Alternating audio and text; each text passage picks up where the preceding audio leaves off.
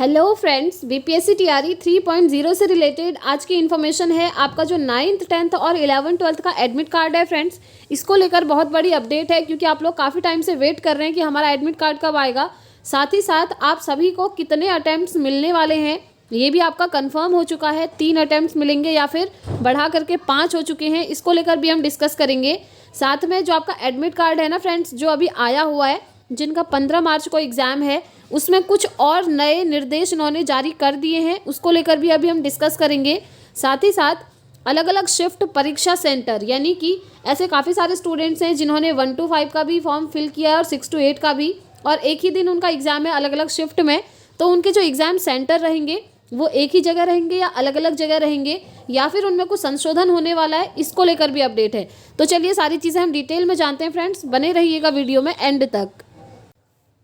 तो देखिए, सबसे पहले हम बात कर लेते हैं आपका 9th 10th और 11th 12th का एडमिट कार्ड कब आने वाला है।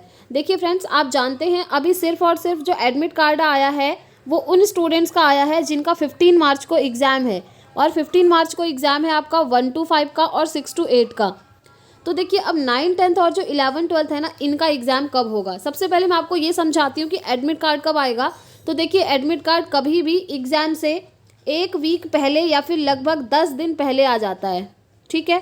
अब आप सोच सकते हैं अभी तक एडमिट कार्ड ही नहीं आया है तो एग्जामिनेशन डेट तो बिल्कुल ही मतलब ही नहीं है, ठीक है। तो जब आपका एग्ज़ाम होना होगा ना, उससे 1 हफ्ता पहले या 10 दिन पहले आपका एडमिट कार्ड आ जाएगा।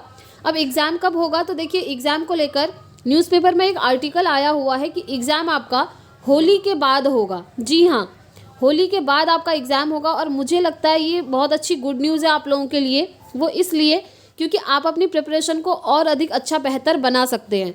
तो जिन भी स्टूडेंट्स ने 9th 10th 11th 12th का फॉर्म फिलअप करा है वो अपनी प्रिपरेशन कंटिन्यू रखिए, उनको थोड़ा बहुत टाइम और मिल चुका है। होली के बाद ही आपका एग्ज़ाम होगा फ्रेंड्स, शायद होली 23, 24, 25 तक है।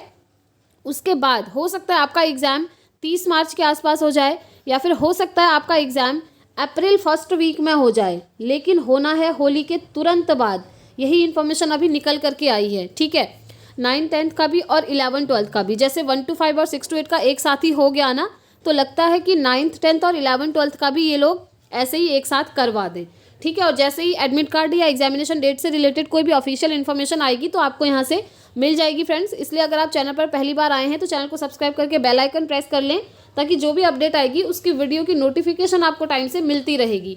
अब हम बात कर लेते हैं फ्रेंड्स आपके एग्जामिनेशन सेंटर को लेकर, क्योंकि देखिए काफ़ी सारे स्टूडेंट्स परेशान हैं, क्योंकि काफ़ी सारे स्टूडेंट ऐसे हैं जिन्होंने 1 to 5 के लिए भी अप्लाई किया हुआ है और 6 to 8 के लिए भी, और 1 to 5 और 6 to 8 दोनों का पेपर एक ही दिन है अलग अलग शिफ्ट में। तो इसको लेकर काफ़ी सारे स्टूडेंट्स परेशान हैं, क्योंकि जब उन्होंने अपना एडमिट कार्ड डाउनलोड करा तो उन्होंने देखा कि 1 to 5 का जो उनका एग्ज़ाम है उसका डिस्ट्रिक्ट कहीं और ही डाला है, और 6 to 8 का डिस्ट्रिक्ट कहीं और ही डाला है।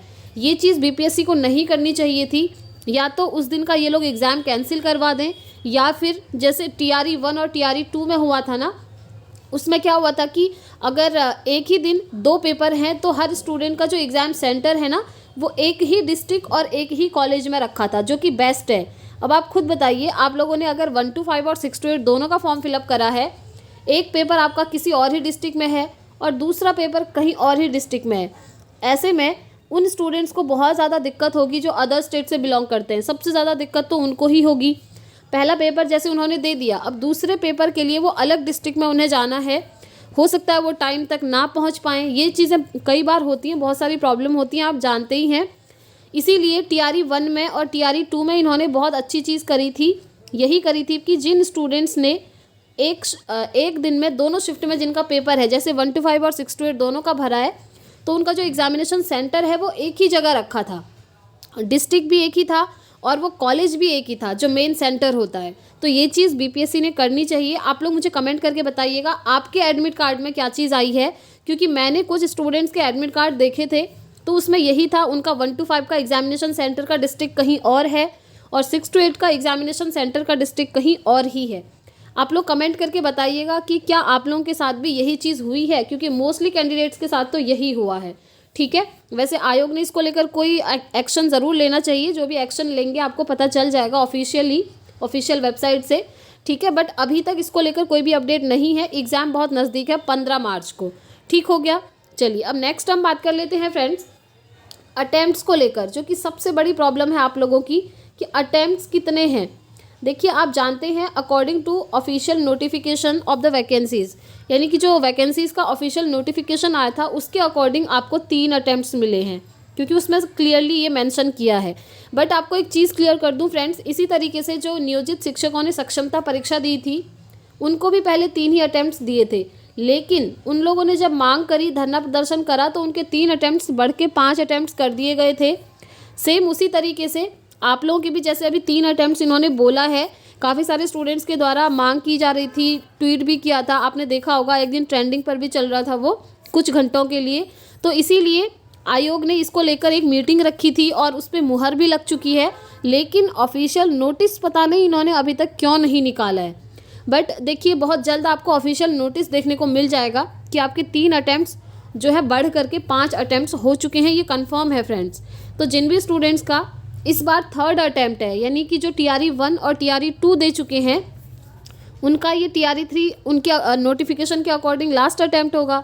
बट देखिए आपके अटेम्प्ट्स बढ़ने वाले हैं, उसके बाद आपके पास 2 मौके और हो जाएंगे, ठीक है। और इस बार देखिए कंपटीशन कम नहीं है, कंपटीशन बहुत ज़्यादा है फ्रेंड्स। और सबसे ज़्यादा कंपटीशन तो आपका 6 to 8 में है, क्योंकि अदर स्टेट के जितने भी कैंडिडेट हैं उन सभी ने 6 to 8 के लिए ही अप्लाई करा है, ठीक है। और जो आपका 11-12 है ना, वहाँ पर अदर की कंपैरिजन में कंपटीशन थोड़ा सा कम देखने को मिला है। वहाँ पर एक सीट के लिए सिर्फ 2 अभ्यर्थी हैं 11-12 में। तो 11-12 में तो बहुत अच्छी अपॉर्चुनिटी है आप सभी के लिए। और अगर आपने प्रिपरेशन करी है तो 1 to 5, 6 to 8, 9, 10th में भी आपका सिलेक्शन हो जाएगा। अब देखिए यहाँ पर कुछ कैंडिडेट तो ऐसे हैं जिन्होंने TRE 1 और TRE 2 दिया है और कुछ रीज़न की वजह से 1-2 नंबर से रह गए हैं, वो तो बहुत अच्छा अपना कर पाएंगे, खुद को प्रेजेंट कर लेंगे, ठीक है। बट कुछ कैंडिडेट ऐसे होंगे जो इस बार फ्रेशर होंगे, तो जो फ्रेशर हैं उनको जो है यहाँ पर कंपटीशन करना है किसके साथ, उन स्टूडेंट्स के साथ जो TRE 1 और TRE 2 में 1-2 नंबर से रह गए हैं। तो आप खुद सोच सकते हैं कि कंपटीशन का लेवल कितना है, ठीक है। चलिए अब हम बात कर लेते हैं अदर स्टेट वालों की। ये कमेंट तो ये जो क्वेरी है ना आप लोगों की कमेंट बॉक्स में बहुत बार आप लोग पूछते हैं, मैं देखते रहती हूँ, तो सभी को रिप्लाई कर पाना तो मुश्किल होता है, बट हाँ जितना हो सकता है मैं आप सबको रिस्पॉन्स करती हूँ। अदर स्टेट वालों को CTET में कितने मार्क्स चाहिए। अब इतने सारे आप लोग कमेंट करते हैं कि मेरे 86 मार्क्स हैं, मैंने फॉर्म फिल करा है, क्या मैं जाऊँ या नहीं जाऊँ, मेरे CTET में 82 मार्क्स हैं, मैं अदर स्टेट की फ़ीमेल हूँ, मैं बिहार में एग्ज़ाम देने जाऊँ या नहीं जाऊँ। देखिए फ्रेंड्स, मैं आपको हमेशा बोलती हूँ हर वीडियो में शायद, कि अगर आप अदर स्टेट से बिलोंग करते हैं और अगर आपके CTET में 90 से कम मार्क्स हैं तो आप बिहार में पेपर देने बिल्कुल भी मत जाइए। आपका टाइम वेस्ट होगा और कुछ नहीं होगा, और एक सीट जो किसी योग्य अभ्यर्थी को मिलनी थी वो उसको नहीं मिल पाएगी। क्योंकि अगर आप एग्ज़ाम देने जाते हैं, एग्ज़ाम तो आप दे लेंगे लेकिन डॉक्यूमेंट वेरिफिकेशन के टाइम पर आप बाहर हो जाएंगे, ठीक है। इन चीज़ों का आप ध्यान रखिएगा। अदर स्टेट वाले अगर CTET में 90 या 90+ है तभी जाइएगा बिहार में एग्ज़ाम देने के लिए। आई होप मैंने आपको सारी इन्फॉर्मेशन दे दी है। और 9, 10th और 11, 12th इनका जैसे ही कुछ भी एग्ज़ाम डेट या फिर आपका एडमिट कार्ड से रिलेटेड कोई भी अपडेट आएगी तो आपको बता दिया जाएगा। इससे अगर अभी भी आपकी कोई क्वेरी है तो फ्रेंड्स आप मुझसे कमेंट बॉक्स में पूछ सकते हैं। और जिन भी स्टूडेंट्स का 15 मार्च को एग्ज़ाम है उन सभी को ऑल द वेरी बेस्ट, अच्छे से एग्ज़ाम दे के आइएगा। एंड यस, एग्ज़ाम हॉल पे टाइम से ज़रूर पहुंच जाइएगा। हो सके तो एक दिन पहले आप चले जाइए, कोई प्रॉब्लम नहीं है। एक दिन स्टे करना है आपको, जब इतनी मेहनत आपने करी है तो एक दिन स्टे भी आप वहाँ पर कर सकते हैं, ठीक है। टाइम पर पहुँचना बहुत ज़रूरी है।